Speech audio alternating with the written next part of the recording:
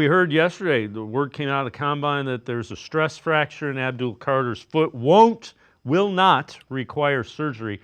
Does that affect, how you view him if you're one of the teams near the top of the draft?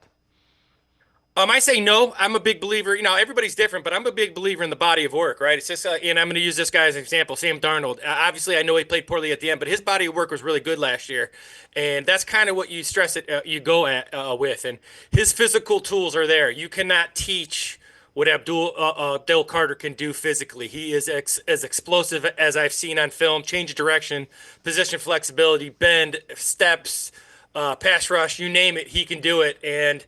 I don't think so. Not with a guy the talent that he has. I don't think it bothers him at all. All right, so here's a look. 6'3", 250 pounds. They converted him from off-ball linebacker to edge the last season, and he kind of dominated. What do you see when you put on the tape and look at Abdul Carter? Well, the first thing is his raw explosion. You can see just get off, right? So the ball snapped and he's in the backfield immediately at all times. So he's an extreme athlete.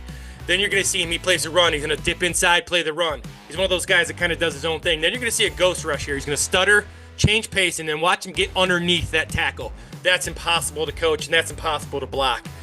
This is my favorite play for him. He's a stand-up linebacker. You're going to see him change direction and get down the line of scrimmage and make a play on the back. So all these plays demonstrate his ability to be explosive with that first step. As my dad used to say, he arrives, upon arrival, he's very angry.